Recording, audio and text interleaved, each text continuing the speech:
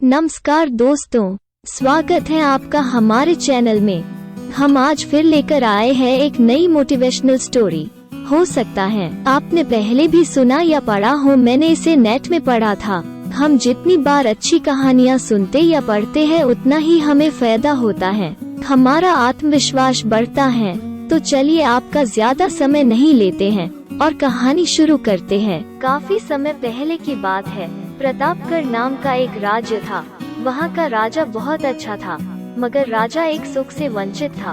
उसका कोई संतान नहीं था और वो चाहता था कि अब वो राज्य के अंदर किसी योग्य बच्चे को गोद ले ताकि वो उसका उत्तराधिकारी बन सके और आगे की बागडोर को सुचारू रूप से चला सके। और इसी को देखते हुए राजा ने राज्य में घोषणा करवा दी कि सभी बच्चे राजमहल में एकत्रित हो जाए। ऐसा ही हुआ, सभी राजमहल में एकत्रित हो गए। राजा ने सभी बच्चों को एक एक बीज दिए और कहा, आप सभी को अलग अलग प्रकार के पौधे के बीज दिए गए हैं। अब हम 6 महीने बाद मिलेंगे और देखेंगे कि किसका पौधा सबसे अच्छा होगा।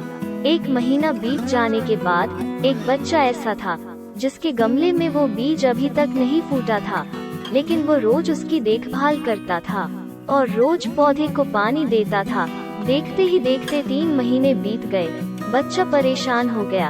तभी उसकी माँ ने कहा, बेटा धैर्य रखो, कुछ बीजों को फलने में ज्यादा वक्त लगता है। और वो पौधे को सींचता रहा। 6 महीने हो गए।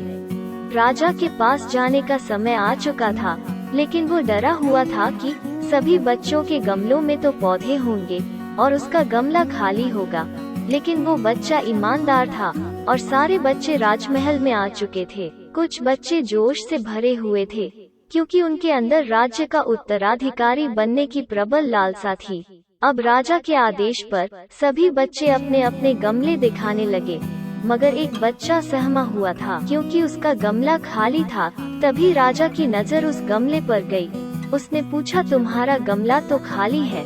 तो उसने कहा, लेकिन मैंने इस गमले की 6 महीने तक देखभाल की है। राजा उसकी ईमानदारी से खुश था कि उसका गमला खाली है, फिर भी वो हिम्मत करके यहाँ आ तो गया। सभी बच्चों के गमले देखने के बाद राजा ने उस बच्चे को सभी के सामने बुलाया। बच्चा सहम गया और राजा ने वो गमला सभी को दिखाया। सभी बच्चे जोर से हंसने लगे। राजा ने कहा, शांत हो जाइए, इतने खुश मत होइए।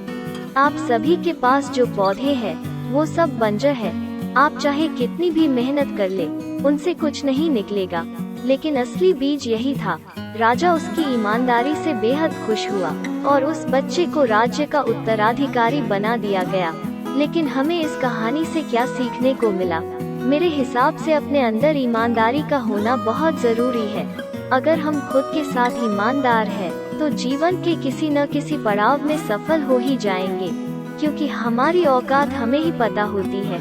हम खुद को पागल बनाकर खुद का ही नुकसान करते हैं। इसलिए ईमानदारी के साथ जीवन में आगे बढ़े, सफल जरूर होंगे। दोस्तों, कहानी अगर पसंद आई तो वीडियो को लाइक और शेयर कर दीजिए। चैनल में नए हैं तो चैनल को सब्सक्राइब कर दीजिए। हम मिलते हैं एक नए वीडियो के साथ, तब तक के लिए नमस्कार।